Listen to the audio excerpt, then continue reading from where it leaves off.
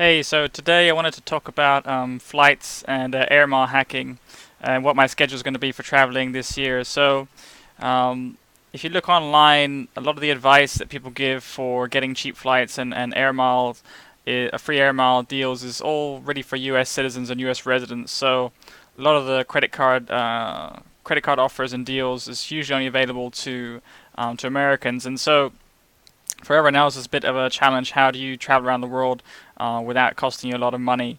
Just want to share some of my tips on that one. So, to start with, if you have a business and you can get a credit card to expense your business expenses. So, for example, if you're spending for employees, VAs, whatever kind of advertising spend you spend for marketing with Google, if you can put all of that on a credit card that gives you air miles, then that's one way to build up really good amount of air miles every year. So for my business, I've got an Amex American Express card in Singapore, and just by putting 4, 5, 6,000 a month on that card each month, I'm able to build up enough miles to fly two people across the world a couple of times, 2, 3 times a year. And so those long haul flights are the most expensive. And then when you're in a particular region, we use low cost airlines. So in Asia, you've got AirAsia, Tiger.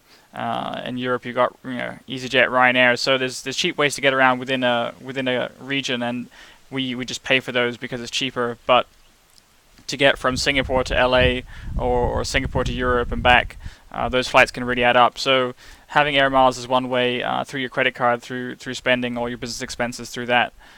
The other way is if you look online, there are some good flight deal websites. I think the flightdeal.com is one pretty good one. And if you just are on their list or on their Facebook page, you'll see posts when they find good deals. The problem is that those deals are only usually active for maybe 2 or 3 days. So you've got to be quite quick, and you've got to be able to decide. And what that means is if you use those kind of deals, you end up planning your travel itineraries quite far into the future. So for some people, they don't have that flexibility to be able to say, okay, I'm just going to go here in 6 months and just travel, to LA or just travel anywhere. But if you are an entrepreneur and you have an online business and you have some flexibility, then this is a really cheap way to travel across the world for much less than you'd be able to. So I'll just give you an example. I found some flights.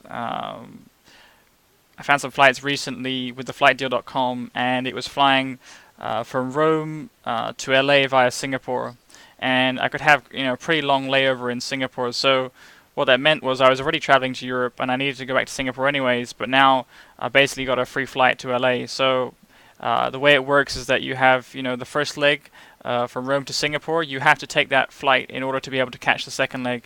If you skip that, normally you can't take the second leg, and that's the kind of catch with these flight deals. But it wasn't a problem for me. So flying from Rome to Singapore, staying a month in Singapore, and then flying to LA this year, and that whole trip has costed me about 550, 600 US dollars. So normally that would cost thousands, and so I've saved a lot of money with that. If I had to, I'd probably use my air miles, but this was actually cheaper than using up my air miles. So I save my air miles where I'm not able to get a good deal like that.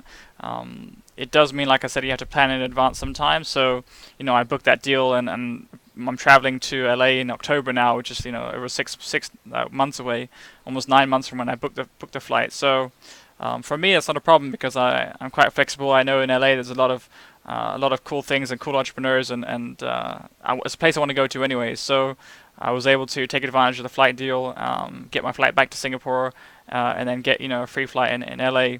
And then from LA, I'm sure another flight deal will come along in the next 6 to 9 months, and I'll be able to book my way out of there. One thing that's helpful is obviously I've got a British passport, so I'm able to travel to most countries without much problem. So I don't have to do too much planning. But obviously you have some restrictions around, usually it's between 30 and 90 days where you can stay as a tourist, but longer than that they start to make it difficult for you. And also if you're doing visa runs, then you have to be careful.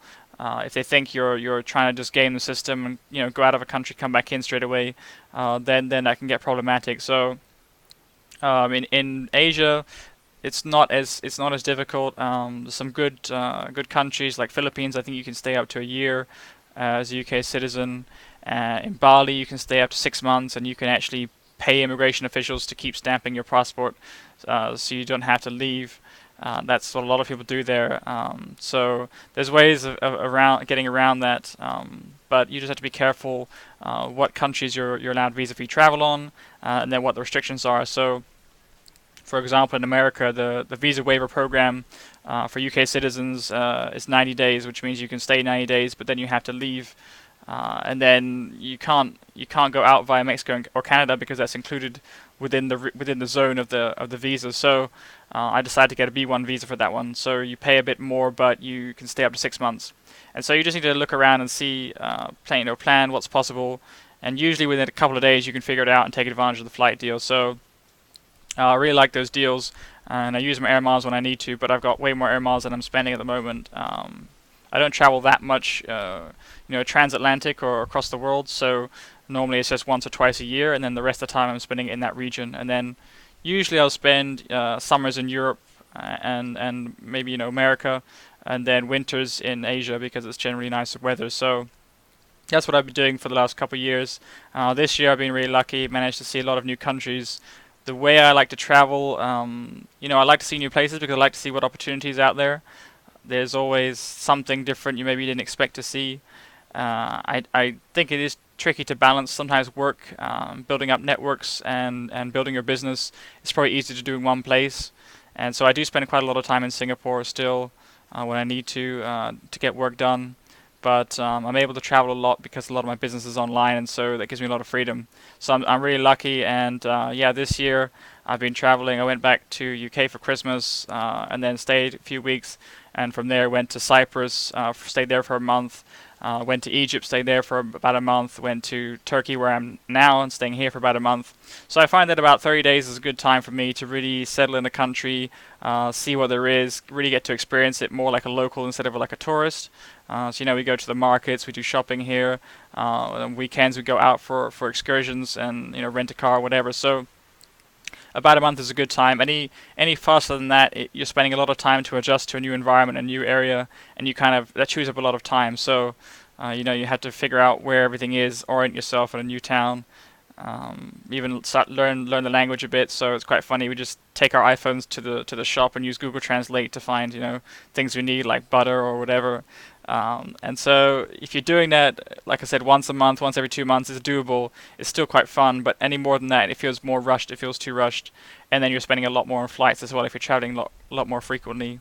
I find that a month is a good time because also with rentals, like with Airbnb or privately, you can negotiate a pretty good deal. If you're renting for a period of a month or longer, you can get a much cheaper rate. Whereas if you're staying for a week or even a few weeks, it's generally not as good.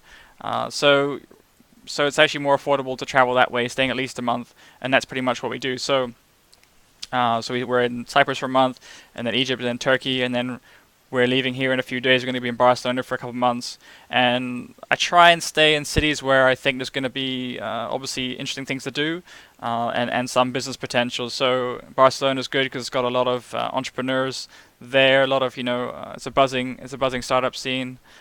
There's a couple of events going on that I'm hoping to take part in for entrepreneurs that coming from all around the world. So Barcelona is going to be awesome, and obviously it's a beautiful city. Really want to learn my Spanish and stuff. So a lot of cool things to do there. And then after that, I'm going to be in London, and definitely going to focus more on work and business stuff there as well. Some opportunities to look at. And then I'm going to be in Singapore for about a month, just to catch up with some clients and take care of some stuff. And then after that, we're going to have a longer trip. That's the flight deal I got, and that's going to LA in October. And from there, I'm going to spend maybe 6 months in US. I'm not sure exactly if we're going to be in LA the whole time, but around the West Coast. Probably not the best time of year to visit the East Coast. It's going to be too cold. I've already been to New York and Boston and Chicago, so this time I'm going to spend more time on the West Coast. Never been to LA, and so spend some time there. Got some friends there as well. So looking forward to it. It's going to be a pretty awesome year. I'm putting my travel schedule below. If you're going to be in any of these places, you want to catch up, ping me a message below. Get in touch. I'd be happy to meet other entrepreneurs for crossing paths. Then do let me know. And yeah, if you have any questions about flight deals or air miles, for Americans you're really lucky because you've got tons of options. But for the rest of us, you've got to look around a bit more, do a bit more, digging and hunting to find those good deals. So if you're able to find any good deals or good sites I haven't heard about, then let me know as well, and I'll do the same. So hope that was useful.